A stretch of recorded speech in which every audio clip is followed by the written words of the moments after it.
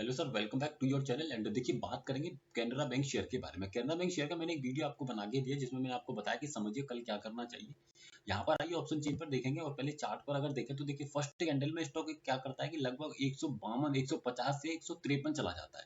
फिर क्या क्या कि एकदम स्टक हो गया 154 पे, वहीं जाकर के एकदम स्टक हुआ और वहीं चिपका रहा पूरे दिन। फिर लास्ट में थोड़ा सा नीचे की तरफ टूट जाता है 2 रुपया। अब इस चीज को हम ऑप्शन चेन पर समझने की कोशिश करते हैं। ऑप्शन चेन पर आए, सबसे पहले अपना सपोर्ट फाइंड कीजिए तो आपको देखने को मिलेगा कि 150 पर आपका सपोर्ट है। रेजिस्टेंस आप देखिए 155 पर।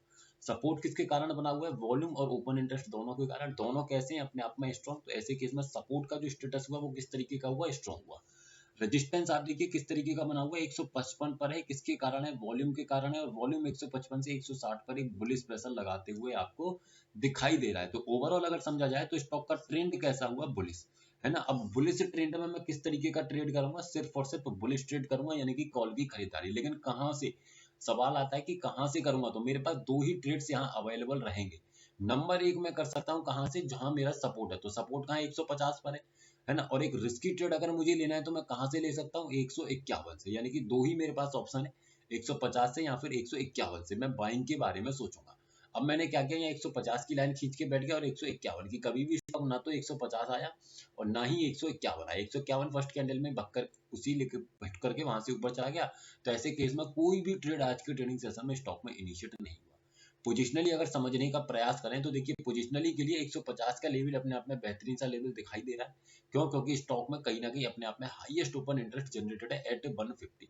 तो 149 150 का लेवल मिले तो वो अपने आप में बढ़िया है। ओपन इंटरेस्ट मेरा जो 150 पर था वो उठ करके यहाँ से 160 पर चला गया। इसका मतलब क्या है कि ओपन इंटरेस्ट जो रोकने का प्रयास कर रहा था 150 पर, उसने अब रास्ता दे दिया है कि स्टॉक को ऊपर की तरफ जाना चाहिए 160 तक। तो अगर ये परसेंटेज डिक्रीजिंग रहती है 97 वाली, तो कहीं ना कहीं स्टॉक क्या करेगा? आपको एक टॉप का मोमेंटम दिखाएगा 160 तक। लेकिन अगर ये बैक आता है, अगेन बैक आता है, तो ऐसे केस में फिर वही स्टॉक 150 की रेंज में आपको फंसते हुए दिखाई देगा। तो कहीं ना कहीं स्टॉक में 150 से 160 का एक बड़ा मोमेंटम दिखाई दे रहा है। तो आई होप आप समझे होंगे। सर, वीडियो सिर्फ एजुकेशनल पर्पज है, किसी भी तरीके की बाइंग सेलिंग होल्डिंग की सलाह नहीं है। अगर आप स्टॉक्स में इंट्राडे ट्रेडिंग करते हैं, निफ्टी में ट्रेडिंग करते हैं, तो हमारे इस व्हाट्सएप चैनल को डेफिनेटली ज्वाइन कर सकते हैं, जिसका लिंक आपको नीचे डिस्क्रिप्शन में मिल जाएगा। एक बार विजिट कर लीजिएगा। अगर आपको इन्फॉर्मेटिव लगे तो ज्वाइन कर लीजिएगा।